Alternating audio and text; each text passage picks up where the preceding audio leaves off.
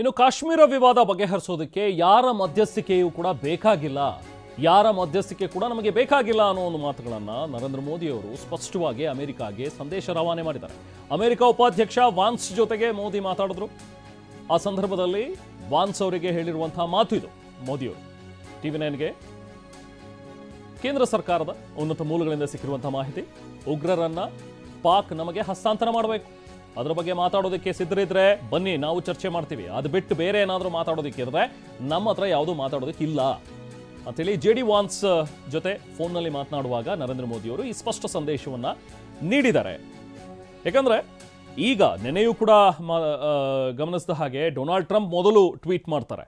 ಅವರು ತಮ್ಮ ಎಕ್ಸ್ ಖಾತೆಯಲ್ಲಿ ಬರೀತಾರೆ, US ಏನಿದೆ ಅಂದರೆ ಅಮೆರಿಕ ಮಧ್ಯಸ್ಥಿಕೆಯನ್ನು ವಹಿಸಿತ್ತು, I am very happy to announce this ಅನ್ನುವಂಥದ್ದನ್ನು ಹೇಳ್ತಾರೆ. ಅಂದರೆ ನನಗೆ ಸಂತೋಷವಾಗ್ತದೆ, ಎರಡೂ ದೇಶಗಳು ಒಪ್ಕೊಂಡಿವೆ ಕದನ ವಿರಾಮಕ್ಕೆ, ಸೊ ಹಾಗಾಗಿ ಅಮೆರಿಕ ನಡೆದಂಥ ಮಾತುಕತೆ ಫಲಪ್ರದವಾಗಿದೆ ಅನ್ನುವಂಥದ್ದನ್ನು ಡೊನಾಲ್ಡ್ ಟ್ರಂಪ್ ಹೇಳ್ತಾರೆ. ಜೊತೆಗೆ ಎರಡೂ ದೇಶಗಳು ಕಾಮನ್ ಸೆನ್ಸನ್ನು ಬಳಸಿವೆ, ತಮ್ಮ ಇಂಟೆಲಿಜೆನ್ಸನ್ನು ಕೊನೆಗೂ ಕೂಡ ಬಳಸಿವೆ ಅನ್ನೋ ಒಂದು ಮಾತುಗಳನ್ನು ಕೂಡ ಹೇಳಿದರು.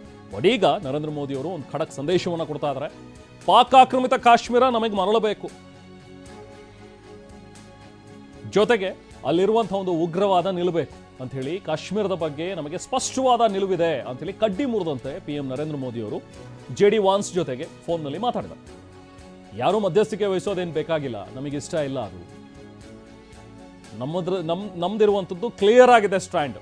ಕಾಶ್ಮೀರದ ಬಗ್ಗೆ ನಮಗೆ ಸ್ಪಷ್ಟವಾದ ನಿಲುವಿದೆ, ಪಾಕ್ ಆಕ್ರಮಿತ ಕಾಶ್ಮೀರವನ್ನು ನಮಗೆ ಮರಳಬೇಕು, ಅದು ಭಾರತದ ಭಾಗ, ನೀವು ಇಲ್ಲೀಗಲ್ ಆಗಿ ಅದರ ಮೇಲೆ ಆಕ್ಯುಪೈ ಮಾಡಿರೋದು, ಸೊ ಹಾಗಾಗಿನೇ ಅದನ್ನು ಪಾಕ್ ಆಕ್ಯುಪೈಡ್ ಕಾಶ್ಮೀರ್ ಅಂತ ಹೇಳಿ ಕರೆಯೋದು. ನೀವು ಅದನ್ನು ಇಲ್ಲೀಗಲ್ ಆಗಿ ಆಕ್ಯುಪೈ ಮಾಡಿದ್ರಿ, ಅದನ್ನು ನಮಗೆ ಭಾರತಕ್ಕೆ ಮರಳಬೇಕು, ಜೊತೆಗೆ ಉಗ್ರವಾದ ಕೊನೆಗೊಳ್ಳಬೇಕು.